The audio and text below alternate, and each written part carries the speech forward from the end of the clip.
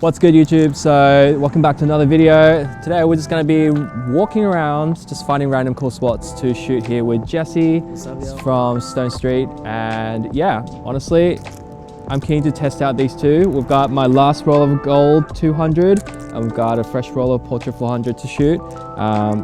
See how we go. So let's send it. So as mentioned in the intro, I took this opportunity to shoot with two different film stock in the same shoot and also take advantage of the situation and experiment with a gold 200 by pushing it a stop. So I'll be shooting it basically both films at 400. All right, let's just start here. I'm gonna get you right here. All right, just gonna do standard, just the way you're looking. 3, 2, 1. I started with the gold in 120 and honestly, it surprised me at how these scans have turned out. What I was aiming for was pretty general, but it was to get a bit more contrast out of the film and slightly less warmth and saturation, which usually is the cause when you push film, and as gold is known for its warmth and saturation, I wanted to take a little bit of that away to balance it out and compare it to the Portra 400. It's not by much, but as you can see, it turned out pretty well and I am definitely happy with the results. And then just look at me here. Lift up your chin slightly. Yeah, great. 3, 2, 1. Great. Let's try and go inside and see if we can shoot inside, I reckon. To try and copy that. 3, 2, 1. Then stay there. Can you actually pop your hands back there? A bit more try and recline and be more relaxed. 3, 2, 1. I'm happy with how there is still a slight warmth to the photos, but not too much, and the overall contrast is very pleasing to me. And the skin tones aren't too bad. It's not great, but it's also not bad, if that makes any sense. It's definitely workable, and given that this is not something that is more clinical of a shoot, I think, yeah, you can get away with a little bit of that creativity and using something that with a bit of a color shift. 3, 2, 1. And then switch up your hands a little bit, maybe yeah, that's good. 3, 2, 1. So good. Maybe let's just try, let's try that. I reckon that'd be sick. So to give everyone an idea of how I pushed this film, I treated both film like a 400 speed film, but because I usually overexpose my photos by at least one full stop, I metered it as if I was shooting a 200 box speed film for both. So for gold, this means I shot at box speed and I asked the lab to develop the film as if it was a 400 speed film, thus overexposing it by one whole stop. I hadn't done this before, having only shot with the new gold once before, which you saw in my previous video with Navu, and if you haven't, it will be linked at the end of this video if you want to go check that out as well.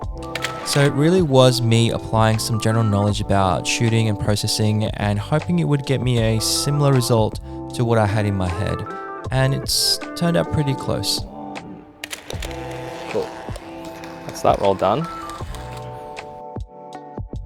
Now from here, I'm shooting with a Portra 400 and we've moved towards the wall where there was a nice afternoon light coming in from the side. You can definitely tell this is a portrait film stock simply by the high latitude of the film in the results.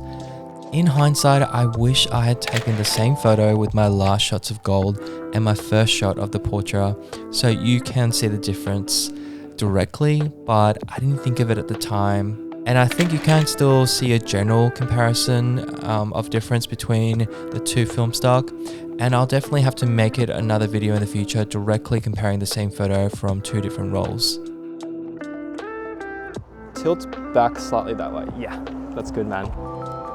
With a Portra 400, I was definitely speeding through this shoot at this point because I was having a blast and it was so easy to work with the light that I had. And again, not that I didn't love the results from the Gold, but I loved these images that I've been getting from the Portra 400 during this part of the shoot. Let's try the wider shot. I like the way that you were just moving just then, so turn your body that way slightly. Yeah. I like it slightly tilted, yeah. 3, 2, 1. And let's try like a couple with like maybe just hands in front. So I'll just shoot past your hands into your, yeah. That's perfect, dude.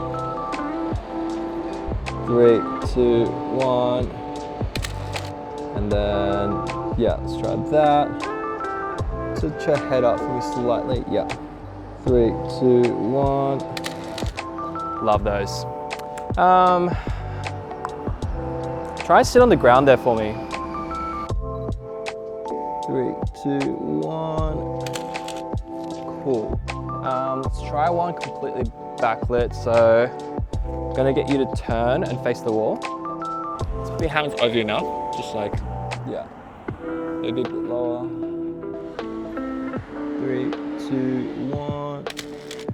No idea how that's gonna turn out. I can't even see. The sun's like blinding me. I can like maybe put one arm up, just here, like that. Try putting your hand completely up to your forehead there. Yeah, yeah. Lift your chin. Yeah, that's sick. 3, 2, 1. I really hope that worked, because that was a sick shot.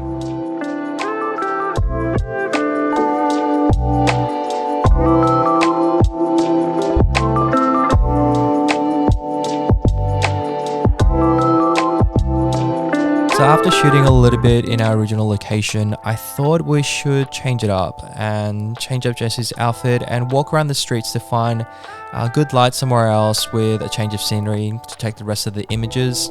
And we happened on a mustard colored couch that was thrown out onto the streets, which I thought was a big vibe, and it matched Jessie's outfit. So I thought we'd shoot the rest of the roll here, because why not? Now turn towards me directly, like square on, chin up for me, tilt your head this way, and lean back. Yeah, that's good.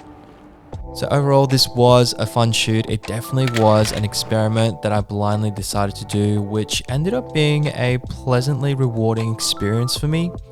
Kodak Gold is much more affordable and more available than the Portra ranges at the moment. So if you want to experiment with the processing of film, whether pushing or pulling, I think it's much more feasible to do it with this film, as you don't feel like you're wasting film as much as given its affordability compared to the Portra ranges. In my opinion, Portra 400 is still king though.